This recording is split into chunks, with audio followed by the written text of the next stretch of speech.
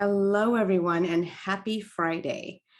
Today, I wanted to share something with you that I actually learned recently, I think on one of my audiobooks. And sometimes we know things, but we need to be reminded of these things. And this particular thing is overextending yourself. Overextending yourself, not only with yoga, like when I teach yoga, I tell people to really listen to their body and not overstretch and then end up hurting themselves. Listen, just move to their Goldilocks, their comfort zone, and then take a breath and move a little bit deeper, a little bit past that comfort zone, only to certain an extent, so that we can make small changes. But also, when I say overextending yourself, I'm talking about in life practice, in your life. Are you sharing too much of your time and energy, overextending yourself, trying to help others? Now, of course, we need to help our loved ones who really need us, especially children who are dependent, or even elders that are dependent on us that cannot do stuff by themselves.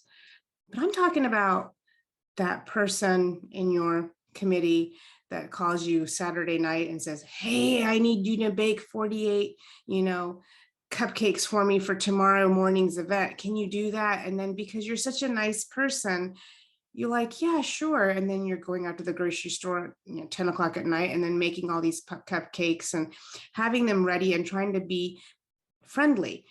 But sometimes, and I know that's an extreme result, maybe many of you will not bake cupcakes at 10 o'clock at night, but just an example, we tend to say yes to things, even though we know that our body and mind physically, mentally cannot do it, because we don't want to disappoint the other person.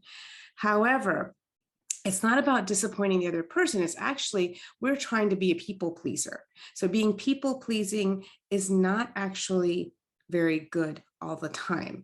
It can actually be selfish. You're being selfish because you are wanting people to like you. You're wanting people to accept you. But if you say no occasionally and you don't owe anyone an excuse, you just say, "No, not at this time, but thank you," you can actually start to replenish yourself, fuel yourself with energy, and use that energy for something, for someone that really needs it. Perhaps if it's an emergency, you will have the energy and the mental capacity to deal with it, rather than staying up all night. Again, coming back to this cupcake example, staying up all night making cupcakes, and then what else happens? You're cutting into your sleep schedule. You're waking up the next morning feeling exhausted. You don't have the full energy. You didn't sleep enough. You didn't sleep well because your mind was probably busy, and then the house smells like cupcakes, so it's hard to sleep. So when you wake up in the morning, you're exhausted. Who's going to hold you up when you're exhausted? Not the people that asked you to make the cupcakes. They are going to be grateful, yes, but they're not going to put the toothpicks in your eyes to keep your eyes open. They're not going to give you that boost of energy to help you keep going. Remember, whatever you choose to do, choose it wisely. Is it going to serve you? And that's not being selfish, that's being selfless, because you're taking care of your body and yourself, and you're going to be ready for the next day to help and take care of those who need you most. And one of those people are yourself. So today, my advice to you is don't overextend yourself. Stop and think before you say yes. Perhaps even give the person an answer. "Let me think about it. Let me look at my schedule and get back to you." And that'll give you a little bit of a buffer time, rather than feeling like that you have to jump in and say, "Oh, yes, I'll do it," or feeling guilty when you're saying no. So think about it. Try not to overextend yourself.